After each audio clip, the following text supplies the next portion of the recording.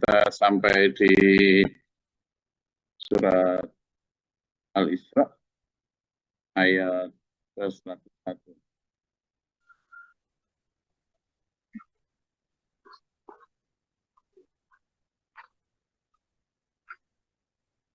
A'udzubillahi minasyaitonirrajim. Bismillahirrahmanirrahim. Walaqad atayna Musa tis'a ayatin bayyinat. Dan sungguh telah kami berikan 9 mukjizat untuk Nabi Musa. Gitu. 9 mukjizat ini kalau dirunut itu ada 1. Pertama, tongkat menjadi ular, itu yang paling terkenal ya. Tongkat menjadi ular. Jadi tongkat menjadi ular itu, kemudian tangan menjadi cahaya. Tuh. Kemudian yang ketiga, membelah laut merah. Yang keempat, itu ada banjir besar yang melanda kaum Fir'aun. Kemudian yang kelima, itu tiba-tiba ada jutaan belalang yang menyerang tanaman rakyat Mesir waktu itu, sehingga gagal semua. Kemudian ada kutu. Jadi kutu yang menyerang Fir'aun itu sampai Fir'aun nggak bisa tidur, saking banyaknya kutu atau tumo. Dan menyerang juga baju-bajunya segala macam itu. Kemudian ada yang ketujuh adalah kata. Kodok yang muncul di setiap sudut negeri. Sehingga setiap kali ada orang membuka mulut pasti masuk itu kodok-kodok itu. Saking banyaknya jutaan kodok. Pating pencolot gitu ya. Yang ke-8, tiba-tiba air minum di seluruh negeri Mesir itu jadi darah. Sehingga mereka sangat sulit mencari air bersih. Karena semuanya berubah amis berwarna merah seperti darah. Yang ke-9, Nabi Musa diberi Allah kuasa memukulkan tongkatnya ke batu dan keluarlah mata air untuk 12 Bani Israel. Gitu ya. Jadi ada berapa tadi? 9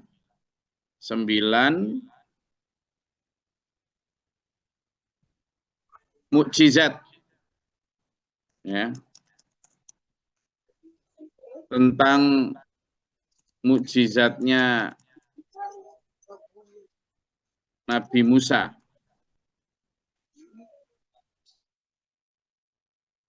Nah, sekarang kita lihat dari mukjizat yang pertama tentang tongkat ya. Tentang tongkat ini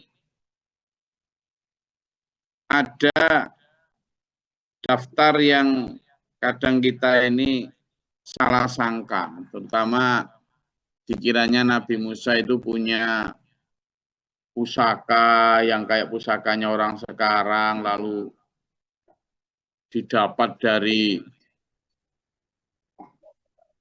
berguru ke kakek Mamangkuraya Manik Astagina di gunung apa? Lawu, di gunung Arjuna. Ya ada sih pusaka-pusaka yang kayak gitu ya beneran ada memang. Tapi ya itu kan kekuatannya terbatas pada sihir-sihir yang dikembangkan oleh jin. Ada. Tidak boleh juga kita mengatakan itu tidak ada. Ada. Pusaka-pusaka yang dimiliki oleh para raja, para pembesar-pembesar saat itu ada.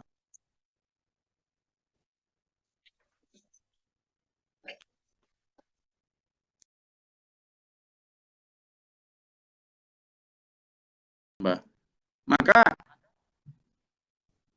Nabi Musa ini tongkatnya bukan begitu. Nabi Musa ini tongkat yang dijadikan Allah sebagai mukjizat itu ya tongkat yang biasanya hari-harinya itu dipakai untuk berjalan itu. Berjalan biasa itu. Karena beliau sudah sepuh ya pada saat hendak menjalankan misi dakwah ke Fir'aun itu sudah sepuh ya. Jadi umur Nabi Musa ketika berdakwah kepada Fir'aun itu sudah cukup lanjut ya. Jadi umur beliau itu tidak, meskipun di dalam Al-Qur'an tidak disebutkan secara pasti. Tapi Nabi Musa itu ketika pergi dari Fir'aun kemudian lari ke suku Madian itu banyak riwayat yang menyatakan berusia 40. Nah, ketika 40 itu seperti itu disebutkan dalam Ibnu Katsir ya. Bab Qasas Al-Anbiya, kemudian juga di tafsir karya At-Tabari itu dalam Tarikh Ar-Rusul wal Muluk itu disebutkan bahwa Nabi Musa itu berdakwah kepada Firaun itu umur 40. Tapi ada yang menyatakan umur 40 itu ketika pergi dari kerajaan Firaun lalu menetap sebagai keluarganya Nabi Syu'aib itu sekitar 10 tahun. Sehingga perkiraan Nabi Musa ketika berdakwah kepada Firaun itu sekitar umur 50 atau 60. Lah, Nabi Musa kan memang berjalan jauh, baik ketika melarikan diri dari Firaun maupun ketika memimpin keluarganya untuk kembali ke Mesir untuk berdakwah ke Firaun. Sehingga membutuhkan tongkat gitu loh. Ya tongkat biasa yang enggak tahu Allah alam diambil oleh Nabi Musa di mana, tapi ya karena kuasa Allah, sehingga tongkat yang menjadi mukjizat itu bukan kok dipilih dari kayu tertentu yang kemudian dimandiin tiap suro, malam Jumat Kliwon, pakai darah cecek. Enggak ada gitu-gitu tuh. Enggak ada. Makanya dalam Al-Qur'an kan disebut tuh ketika coba tentang tongkat menjadi ular ya. Tongkat menjadi ular. Banyak itu ayat yang menyebutkan itu. Ayo coba ya kita pelajari bersama ya di surat Al-A'raf ayat 117. Kemudian di surat Thaha ayat 20. Lalu surat Asy-Syu'ara ayat 32. Itu tentang tongkat ya. Ini sudah saya sarikan ini. Lalu tentang tangan memancarkan cahaya. Nanti dulu ya kita si tongkat menjadi ular. Coba kita pahami ayatnya. Nantilah di sana tampak bahwa itu bukan karena Nabi Musa yang tahu bahwa itu akan jadi pusaka, enggak. Coba di surat Al-A'raf ya, kita buka ayat 117. Ayo, Al-A'raf 117.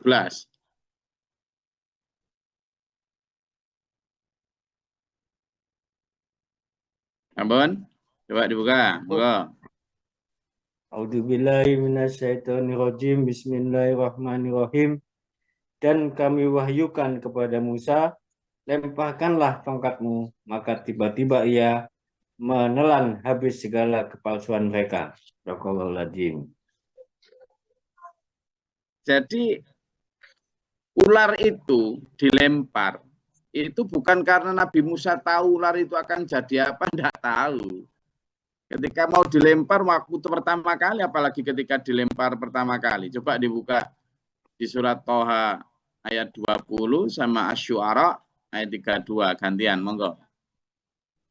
Terus, a'udzubillahi minasyaitonirrajim. Bismillahirrahmanirrahim. Thaha ayat 20. Maka dia Musa melemparkannya tiba-tiba ia menjadi seekor ular yang merayap dengan cepat. Shadaqallahul azim. Nah, ayat selanjutnya yang merayap dengan cepat. Setelah itu gimana Nabi Musa? Ayat 21 coba Qur'annya. Zin Gus. A'udzubillahi minasyaitonirrajim. Bismillahirrahmanirrahim.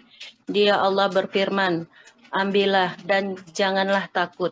Kami akan mengembalikannya pada keadaannya semula. Kan di sini sampaikan, ambil Musa, jangan takut tongkatmu itu. Berarti Nabi Musa takut. Artinya Nabi Musa tidak nyangka kemudian ini ularku. Oi. Lalu tidak takut Nabi Musa. Berarti itu bukan keinginannya Nabi Musa, juga bukan karena jampi-jampi. Wilaheng, tongkat jamus dadio ulo, breng, terus jadi ular. Enggak ada kayak gitu. Jadi Nabi Musa bahkan diperintah ngelempar, itu diapain caranya ngelempar, ya dilempar gitu aja, enggak kok kemudian pakai jurus 1, jurus 2, enggak ada, dilempar gitu aja, memang diperintah ngelempar. Begitu cek melempar kemudian jadi ular yang sangat besar, Nabi Musa malah takut. Berarti kan di luar dugaannya beliau. Bukan kok sudah tahu itu nanti. Beda dengan para penyihir yang didatangkan oleh Fir'aun saat itu. Dia buka tali pinggangnya, lalu dilempar, jadi ular. Memang dia tahu itu disuruh jadilah ular. Atas bantuan jin jadi ular beneran. Dalam pandangan orang namanya sihir. Sementara milik Nabi Musa enggak tahu. Nah, coba di Asy-Syu'ara ayat 32.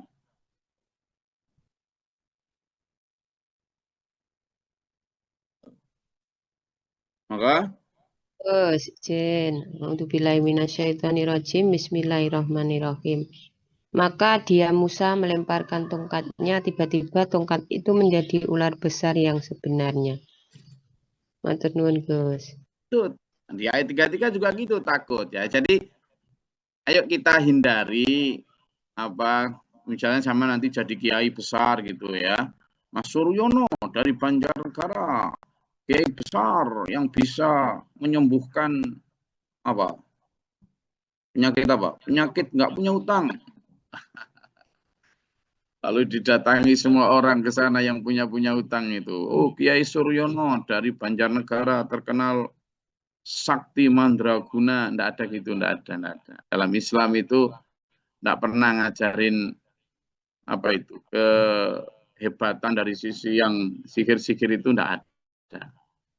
Sehingga yuk kita hindarkan dari hal khawatirnya kita nanti terbawa kepada pengaruh jin, karena memang jin mengajarkan hal-hal yang kayak gitu. Maka kita ikuti aja Nabi Muhammad SAW yang tidak ada mengajarkan misalnya biar kamu kebal, biar kamu bisa terbang, nggak bisa turun, atau kamu bisa menghilang, nggak balik, gitu. Nggak ada kayak gitu ya. Ayo dihindari. Nabi Muhammad SAW dibacok dilempar batu, ya giginya sampai tanggal berdarah. Kurang apa saktinya sahabat Umar? Itu pasti di atas saktinya para wali-wali sekarang. Siapa yang berani mengatakan wali-wali sekarang terkenal ini lebih sakti daripada Umar? Siapa yang berani mengatakan? Ayo. Siapa yang berani mengatakan lebih sakti daripada Ali, daripada Utsman bin Affan? Jadi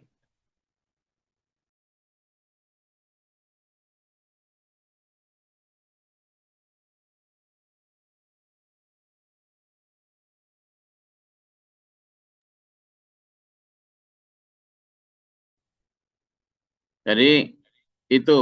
Lalu coba.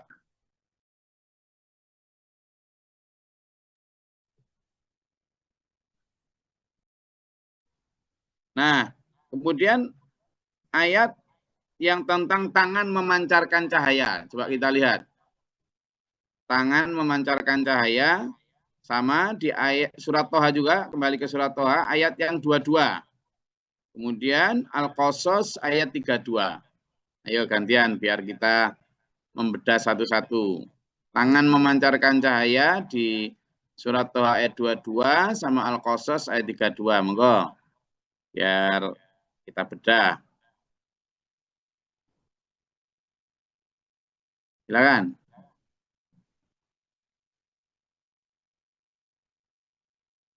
Yang Toha tadi ayat 22 dan Al-Qasas ayat 32. Silakan.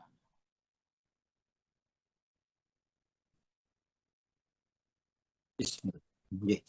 Izin guys. A'udzubillahi minasyaitonirrajim. Bismillahirrahmanirrahim.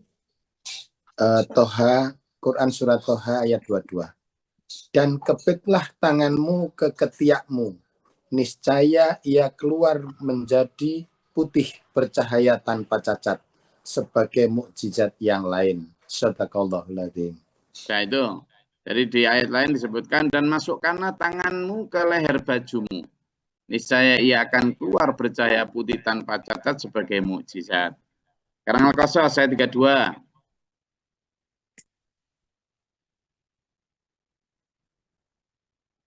Gus. A'udzubillahi minasyaitonirrajim. Bismillahirrahmanirrahim. Masukkanlah tanganmu ke leher bajumu. Dia akan keluar putih bercahaya tanpa cacat.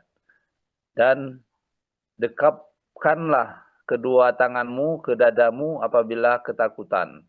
Itulah dua mukjizat dari Tuhanmu yang akan engkau pertunjukkan kepada Fir'aun dan para pembesarnya. Sungguh mereka adalah orang-orang fasik. Shadaqallahul azim. Oke, itu tentang tangan memancarkan cahaya. Kemudian yang ketiga, membelah Laut Merah.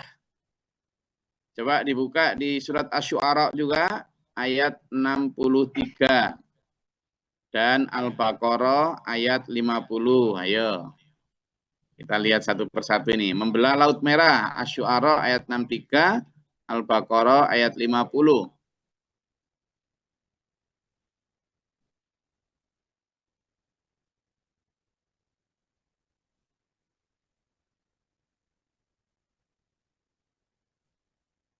Sampun?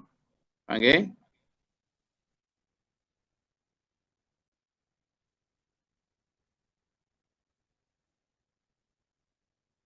Asy-Syu'ara ayat 63, Al-Baqarah ayat 50.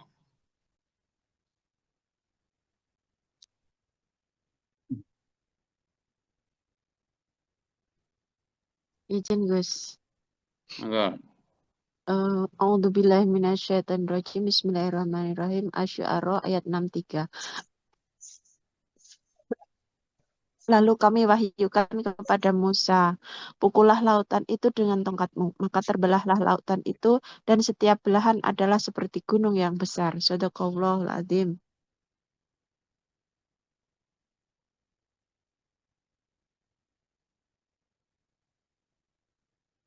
Oke. Kemudian, terima kasih Bu Yani tadi. Kemudian yang Al-Baqarah ayat 50. Sudah ada? Siap? Gus, Oke. ingatlah ketika kami membelah laut untukmu, sehingga kamu dapat kami selamatkan dan kami tenggelamkan Fir'aun dan pengikut-pengikut Fir'aun, sedang kamu menyaksikan. Sadaqallahul. Nah, itu jadi betapa ketika membelah lautan itu dikejar-kejar sama Fir'aun, begitu nyampe ujung mana laut, bingung sudah Nabi Musa, waduh gimana ini, padahal Fir'aun dan tentaranya udah deket tuh, sampai gimana ini Musa, Bani Israel kan memang gitu, terus gak bantu, ngerepoti kan gitu, cerewet lagi, gimana ini gara-gara kamu kurang perhitungan, gimana. Nabi Musa cuma kepada Allah bertawakal, ya Allah, orang ini lo sudah kita selamatkan kok ya malah itu kepada Allah tak. Minta kepada Allah, terus ujuk-ujuk Allah perintah, pukulkan, lemparkanlah tongkatmu. Ya Nabi Musa nggak tahu ketika mau dilemparkan itu jadi apa, nggak tahu. Begitu dilemparkan tiba-tiba laut terbelah, terbentang jalan bawah laut itu. Nah ketika terbentang jalan laut itu kan kelihatan betul bahwa itu ya namanya dasar laut kan ya begitu ya, apa banyak karang-karang gitu kan. gitu loh. Ketika laut terbelah itu. Dan apakah kemudian ya sudah jalan saja. Padahal kan kanan kiri kan dinding air yang tinggi itu. Ya ada ketakutan bahwa nanti gimana kalau di tengah-tengah ambyuk gitu, tapi yes, jalan saja. Nah, ketika jalan saja itulah kemudian Nabi Musa dan para umatnya itu jalan. Nah, pada saat di tengah ternyata si siapa Fir'aun nyusul, ya bisa masuk ke dalam situ yang nggak kena air. Begitu nyampe ujung sana, bingung karena ternyata Fir'aun nyusul ya bisa, kan gitu. Maka gimana ceritanya? Di tengah sana ya bingung lagi. Terus gimana ini mereka nyusul? Cerewet lagi kan si Bani Israel ini. Ya kepada Allah saja minta lagi Nabi Musa. Nah ketika minta lagi itu kemudian Allah, Nabi Musa juga nggak tahu cara mengembalikan air itu biar nggak tahu. Ya minta aja kepada Allah. Dan ketika minta, maka kemudian Allah perintah, pukulkanlah tongkatmu. Baru dipukul lagi gitu loh. Jadi bukan kok kemudian sudah tahu sejak awal bahwa nanti kalau kamu pukulkan nanti pasti begini, pasti tidak ada. Gitu loh. Jadi begitu ternyata dipukulkan atas perintah Allah, lalu apa? Baru menutup. Makanya di ayat itu disebutkan bahwa Nabi Musa diselamatkan, fa'aghraqnahu, Fir'aun kemudian ditenggelamkan. Ya.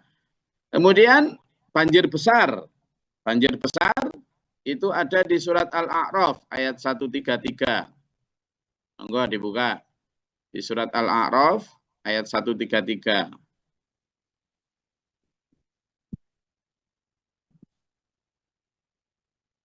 Sudah ketemu? Yang banjir besar di surat Al-A'raf ayat 133.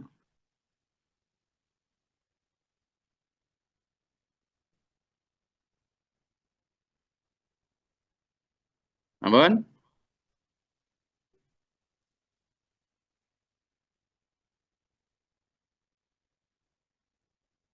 Ayo dibantu. Siapa yang sudah siap? Biar cepat. Bagus. Silakan.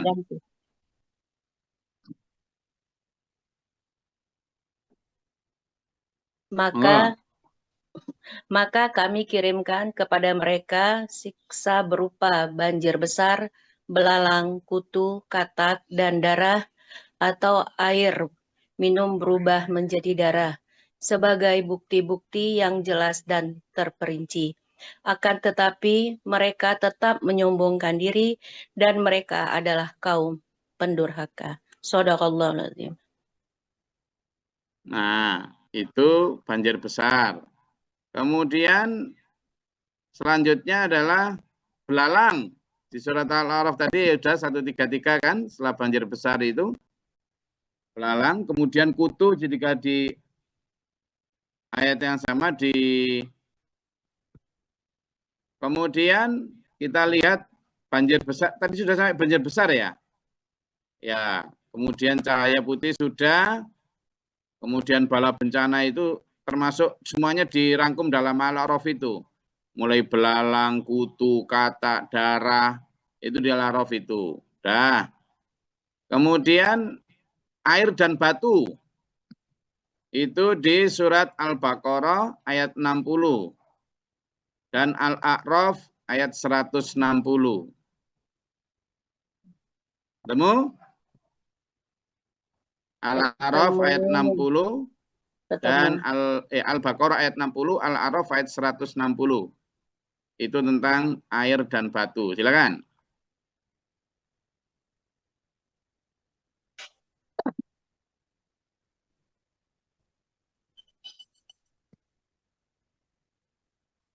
Temu, silakan. Bisa dibantu. Surat apa, Gus? Al-A'raf 60 sama Al-Baqarah Al-Baqarah Al-Baqarah 60 sama Al-A'raf 160. Izin Gus Al-Baqarah ayat 60. Dan ingatlah ketika Musa memohon air untuk kaumnya, lalu kami berfirman, pukullah batu itu dengan tongkatmu, lalu memancarlah darinya 12 mata air. Sungguh setiap suku telah mengetahui tempat minumnya masing-masing. Makan dan minumlah rezeki yang diberikan Allah, dan janganlah kamu berkeliaran di muka bumi dengan berbuat kerusakan. Shadaqallahul adzim. Iqbal Baqarah 60, lalu Al-Anfal 160. Monggo. Gus. A'udzubillahi minasyaitonirrajim. Bismillahirrahmanirrahim. Al-A'raf ayat 160. Dan mereka kami bagi menjadi 12 suku yang masing-masing berjumlah besar, dan kami wahyukan kepada Musa ketika kaumnya meminta air kepadanya. Pukullah batu itu dengan tongkatmu, maka memancarlah daripadanya 12 mata air. Sesungguhnya tiap-tiap suku mengetahui tempat minum masing-masing, dan kami naungkan awan di atas mereka, dan kami turunkan kepada mereka mana dan salwa. Makanlah yang baik-baik dari apa yang telah kami rezekikan padamu. Mereka tidak menganiaya kami, tetapi merekalah yang selalu menganiaya dirinya sendiri. Shadaqallahul adzim. Itu. Jadi di situ malah ada tambahan mukjizat lagi. Sebenarnya ada 2 mukjizat lagi selain itu tadi, yakni turunnya mana wasalwa dari langit. Itu mukjizat ke-10 sebenarnya. Kemudian berguncangnya Gunung Tursina. Jadi Gunung Tursina kayak terangkat gitu. Kalau yang Gunung Tursina terangkat itu ada juga. Nah, mana wasalwa juga itu. Nah, sekarang kira-kira dulur. Kalau ini kan tongkatnya Nabi Musa, coba bisa jadi ular, bisa membelah lautan. Tongkatnya yuk, kemudian bisa memancarkan air. Kira-kira sama dikasih tongkat yang sesakti itu mau nggak? Mau dipakai apa? Dan konon tongkat ini yang sedang dicari-cari oleh kaum Yahudi sekarang itu. Oleh orang-orang Israel itu. Di mana tongkat itu? Makanya katanya ada, enggak. Jadi makanya sekarang kayak Masjidil Aqsa itu dibongkar bawahnya, mungkin di bawah sana. Termasuk dia nyari pusakanya Sulaiman juga. Yang Sulaiman ini kan malah bisa segala macam, datangkan jin lah apa segala macam gitu. Jadi ada. Lalu ada satu mukjizat yang tadi belum saya sebut. Ada di surat Al-A'raf ayat 171. Itu Gunung Tursina terangkat itu. Di masa Nabi Musa. Coba dibaca. Al-A'raf ayat 171. Ketika kami mengangkat gunung itu, akan awan mereka yakin bahwa akan jatuh menimpa mereka. Ya, kami ada.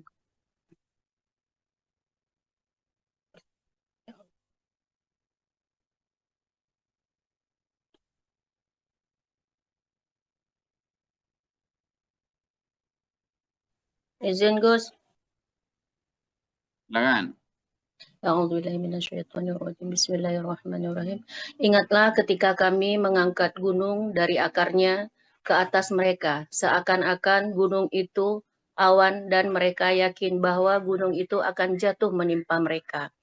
Kami berfirman kepada mereka, peganglah dan teguh apa yang telah kami anugerahkan kepadamu, serta ingatlah selalu, amalkanlah apa yang tersebut di dalamnya agar kamu bertakwa. Shadaqallahul adzim. Jadi itu ya dulur. Maka kata Allah, walaqad ataina Musa tis'a ayatin bayyinatin fas'al bani Israila idza'ahum faqala lahu fir'aun inni la'adunnuka ya Musa mashura. Malah setelah dapat segitu banyak ayat atau tanda-tanda, enggak kok beriman, kata Fir'aun, kamu orang kesihir Musa. Maka Musa menjawab, qala laqad alimta ma anzala haula'i illa rabbus samawati wal ardi basaira. Nah, kamu sudah tahu semua mukjizat tadi itu hanya Allah yang menurunkan, bukan aku. Aku tidak mampu apa-apa. Itu bukti nyata bahwa aku ini Nabi Rasul. Malah wa inilah adunnuka ya Fir'aunu masburo. Kalau kamu begitu, Aku menduga kamu nanti akan jadi orang binasa. Maka kemudian Fir'aun percaya? Enggak.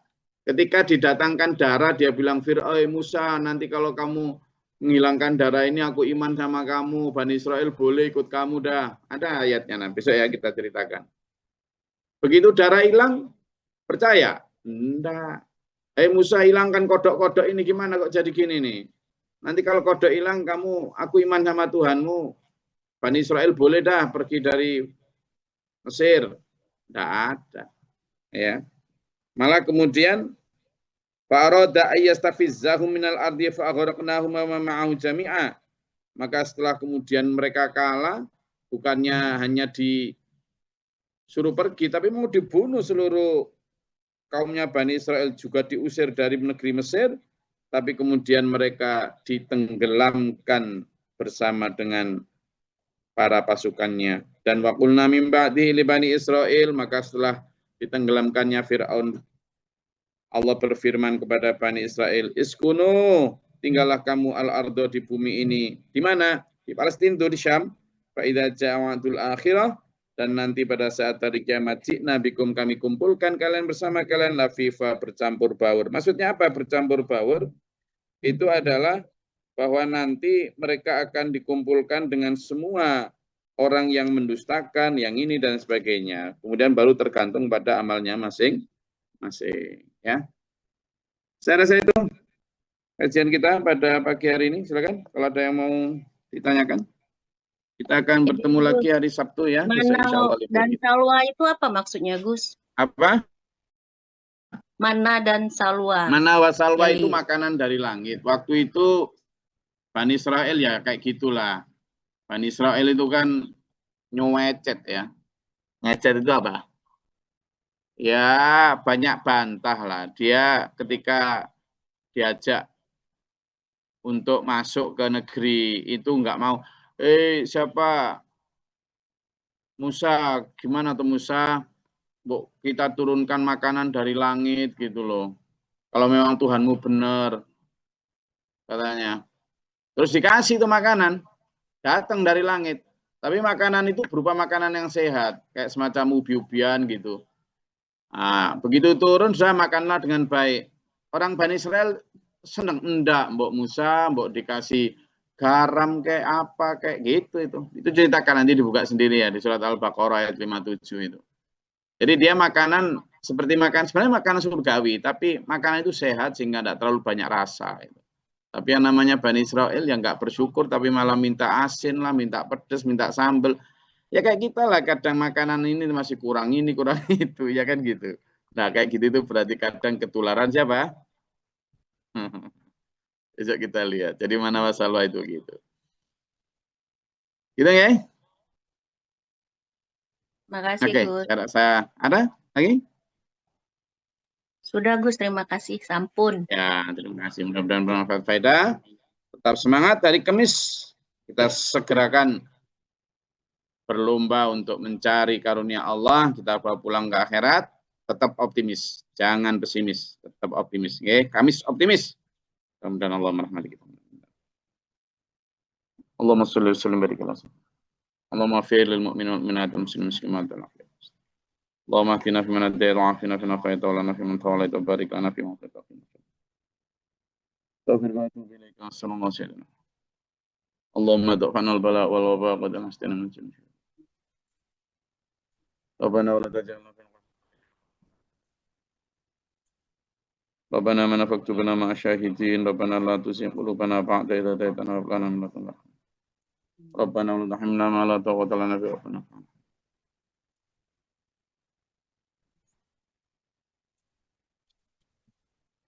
Rabbi a'udzu bika min al-jahdi syaitan wa a'udzu bika rabbi yadurun. Allahumma ta'ala na bi rahmatika Allahumma anzil 'alaina rahmatan bi ridha wa antara Allahumma afrij lana sabra wa sabit wa lana fansana min kafirin Allahumma fatir as-samawati wal ardi wa ghaibi wa shahadati Allahumma a'udzu billahi min sharril bala wal qadar kashfa wa sul qadar shahadati ma'ala Rabbana hab lana min azwajina wa dhurriyyatina qurrata a'yun Rabbana atina fid dunya hasanah wa fil akhirati hasanah wa qina adzabannar.